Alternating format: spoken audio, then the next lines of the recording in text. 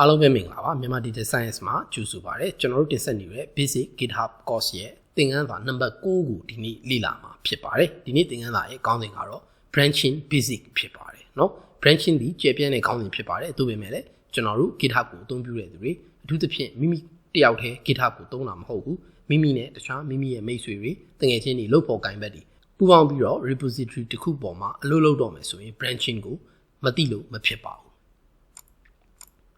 ဆိုတော့ project တွေမှာကျွန်တော်တို့ပြီးခဲ့တဲ့သင်ခန်းစာမှာလည်းကျွန်တော်တို့တွေ့ခဲ့ပါတယ်เนาะဒီ git မှာ master ဒါမှမဟုတ် main branch ဆိုတာကျွန်တော်တို့တွေ့ပြီးဖြစ်ပါတယ်ဒါဒီပင်မ branch လို့ကျွန်တော်တို့နားလည်လို့ရပါတယ်ဆိုတော့ဒီ branch ပေါ်မှာတစ်စုံတစ်ဦးကအလုပ်လုပ်ကိုင်နေတယ်ဆိုတာဖြစ်နိုင်ပါတယ်เนาะသို့ပေမဲ့ကျွန်တော်တို့မှာတခြားလူတစ်ယောက်ဝင်လာပြီဒီ project မှာเนาะသူကလည်းသူ့ရဲ့ကိုယ်ပိုင် branch တစ်ခုအနေနဲ့တခြားသော modules တွေ feature တွေဒီ system တစ်ခုပေါ်ရေးတော့မယ်ဆိုရင်အဲ့ဒီ system ရဲ့တခြားသော module တွေ feature တွေကိုသူ့အနေနဲ့တီးကြဆောင်ရွက်ရမယ်အခြေအနေမျိုးတွေရှိတတ်ပါတယ်ဥပမာဒီမှာဆိုရင် master branch ပေါ်မှာလူတစ်ယောက်လုပ်မယ်ပြီးရင်နောက်လူတစ်ယောက်ဒီတခြားသော module တစ်ခုကို branch တစ်ခုခွဲပြီးဆောင်ရွက်တာမျိုးရှိနိုင်ပါတယ်နောက်ဆုံး project ပြီးဆုံးသွားရင်เนาะဒီဘက်က master နဲ့ကျွန်တော်တို့အသစ်ထည့်တဲ့ feature တွေကို merge လုပ်ယူမှာဖြစ်ပါတယ်เนาะဒီအတွက်ကျွန်တော်တို့ဘာလုပ်လဲဆိုတော့ master branch ကနေတခြား branch တစ်ခုကိုကျွန်တော်တို့ပြောင်းမယ်ဆိုရင်เนาะအလုပ်လုပ်လို့ရဆောင်ရွက်လို့ရဆိုရင် check out ဆိုပြီးတော့ကျွန်တော်တို့ branch တစ်ခုကိုပြောင်းလို့ရပါတယ်တခါအဲ့ဒီ branch ပေါ်မှာကိုယ် feature အသစ်တွေထည့်တယ်ထည့်ပြီးသွားတော့မှ master branch နဲ့ပြန်လည်ပူးပေါင်းပြီးတော့ branch တစ်ခုတည်းပြန်လည်ပူးပေါင်းလို့ရင်เนาะကျွန်တော်တို့ merge ကိုအသုံးပြုရမှာဖြစ်ပါတယ်เนาะဒါဒီသူ့ရဲ့ comment တွေဖြစ်ပါတယ်ကျွန်တော်တို့အခုလက်တွေ့လေ့ကျင့်မယ်ဆိုရင်ဒီသဘောတရားကိုပုံမှုနားလည်မှာဖြစ်ပါတယ်ဒီအတွက်ကျွန်တော်အနေနဲ့ local folder မှာ git bash ယူပါမယ်နော်ကျွန်တော်တို့ရဲ့ local folder ဖြစ်ပါတယ်နော်ပြီးခဲ့တဲ့သင်ခန်းစာအတိုင်းပဲရှိပါသေးတယ်ကျွန်တော်ဘာလုပ်မလဲဆိုတော့ branch အသစ်တစ်ခုတိစောက်ပါမယ်အခုကျွန်တော်ဒီ main branch မှာရှိပါတယ်နော်ဆိုကြပါစို့ဒီကျွန်တော်တို့အခုလုပ်ကိုင်ဆောင်ရွက်နေတဲ့ဒီ repository ပေါ့ဒီ project မှာကျွန်တော်ရဲ့တာဝန်ဒီ product ဆိုတဲ့ feature တစ်ခုကိုရေးဖို့ဆိုပါစို့ဆိုတော့အဲ့ဒီ product အပိုင်းကိုကျွန်တော်တာဝန်ယူထားရတယ်ဆိုရင်အဲ့ဒီ product ဆိုတဲ့ file ပဲဖြစ်ဖြစ် directory ပဲဖြစ်ဖြစ်ကျွန်တော် branch တစ်ခုအနေနဲ့ main ကိုမထိခိုက်ပဲเนาะ main ကိုဆောင်ရွက်နေတဲ့တခြားလူတွေရှိမယ်ဒါမှမဟုတ် main ကိုကျွန်တော်တကယ်ချင်းရလုပ်နေတယ်ကျွန်တော်က product အပိုင်းကိုတာဝန်ယူထားတယ်ဆိုရင်ကျွန်တော် product ဆိုတဲ့ branch တစ်ခုခွဲပြီးကျွန်တော်အလုပ်ကိုကျွန်တော်တီးခြားစီလုပ်ကိုင်ပါမယ်เนาะ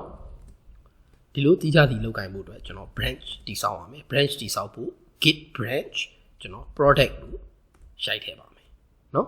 ဒီလိုလုပ်မယ်ဆိုရင်ကျွန်တော်တို့လက်ရှိ branch main ထဲမှာပဲကျွန်တော်ရှိနေအောင်မှာဖြစ်ပါတယ်ကျွန်တော် product ဆိုတဲ့ branch တစ်ခုကို branch command သုံးပြီး create လုပ်လိုက်တော့ညားလဲကျွန်တော်အနေနဲ့ main ထဲမှာပဲရှိနေပါသေးတယ်ကျွန်တော် product ဆိုတဲ့ branch ထဲကိုတွားဖို့ဆိုရင် git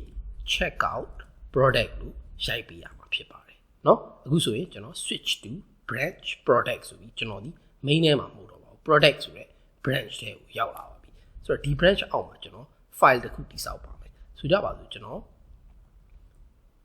my product ဆိုတဲ့ test file တခုကျွန်တော်တိစောက်ပါမယ်เนาะ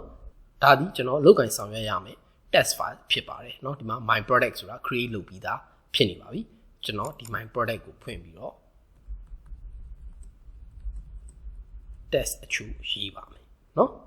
ကျွန်တော်ဒီ file ကိုပိတ်ပါမယ်ကျွန်တော်အခု status ခေါ်ကြည့်မယ်ဆိုရင်ကျွန်တော်တို့ my product ဒီ product branch မှာ entry ဖြစ်နေပါတယ်ကျွန်တော် add လုပ်မယ်edit my product เนาะကျွန်တော်တခါလေး commit လုပ်မယ်ဆိုရင်ကျွန်တော်အခု nothing to commit ဖြစ်သွားပါပြီเนาะသို့ပေမဲ့ကျွန်တော်ဒီ product မှာ product branch မှာကျွန်တော်ရဲ့ဒီ my product ဆိုတဲ့ file ကိုကျွန်တော် add လုပ်လိုက်တာဖြစ်ပါတယ်အခုကျွန်တော်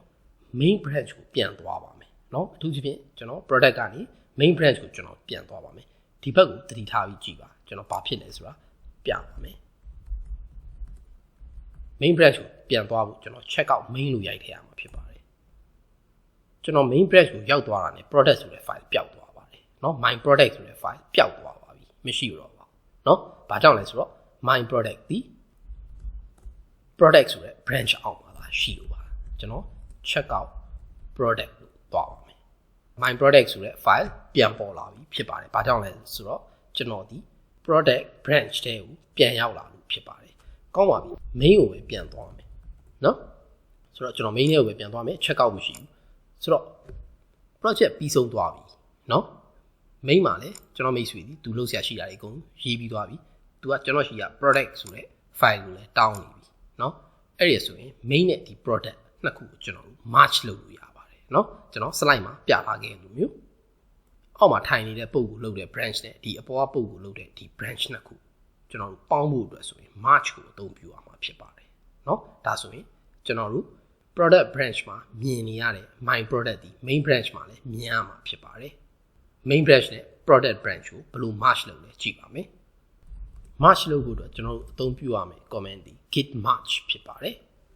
ကျွန်တော်တို့ merge လုပ်ချင်တဲ့ branch ဒီ product ဖြစ်ပါတယ်เนาะကျွန်တော်ဒီ main ထဲမှာဖြစ်ပါတယ်ကျွန်တော်တို့ merge လုပ်ချင်တဲ့ branch ဒီ product ဖြစ်ပါတယ်ဒါကြောင့် git merge product လို့ရိုက်ထည့်ပေးရမှာဖြစ်ပါတယ်เนาะဒီလိုဆိုရင်တော့ကျွန်တော်တို့ main branch မှာရှိတော့ညာလဲ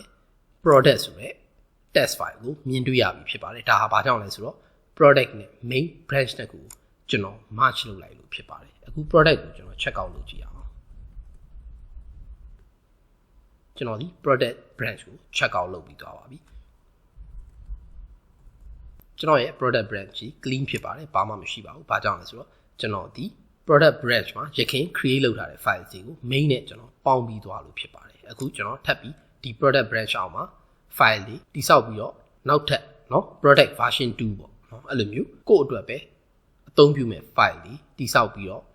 အားလုံးပြီးပြည့်စုံပြီဆိုရင် main branch ကနေဒီ branch တစ်ခုမှာရှိတဲ့ file လေးကိုကျွန်တော်တို့ merge လုပ်လို့ရပါတယ် branching ဟာခြေပြဲနဲ့ကောင်းစဉ်ဖြစ်ပါတယ်အထူးသဖြင့် teams တွေပူးပေါင်းဆောင်ရွက်ပြီးဆိုရင်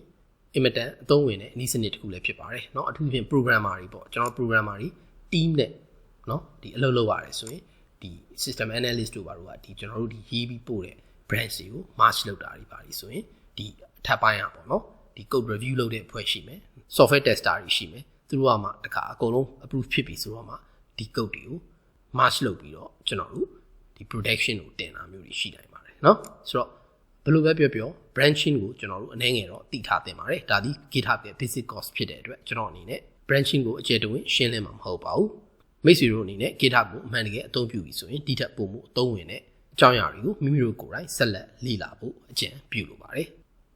ဒီနေ့သင်ခန်းစာကိုဒီမှာပဲရန်နာခွင့်ပြုပါနောက်လာမယ့်သင်ခန်းစာတွေမှာ GitHub website ကိုကျွန်တော်တို့အချိန်တစ်ချိန်ယူပြီးတော့ scenario တစ်ခုနဲ့ကျွန်တော်တို့လေ့လာမယ်เนาะဒီ GitHub website ပေါ်မှာရှိတဲ့ interface ကိုကျွန်တော်အနည်းငယ်အချိန်တစ်ချိန်ယူပြီးတော့ရှင်းလင်းတင်ပြပါမယ်ပြီးရင်တော့ကျွန်တော်တို့လေ့လာထားသမျှအကြောင်းအရာတွေအားလုံးကို use case တစ်ခုနဲ့အစအဆုံးပြန်လည်လေ့ကျင့်မှာဖြစ်ပါတယ်အားလုံးရွှေလန်းချမ်းမြေ့ကြပါစေ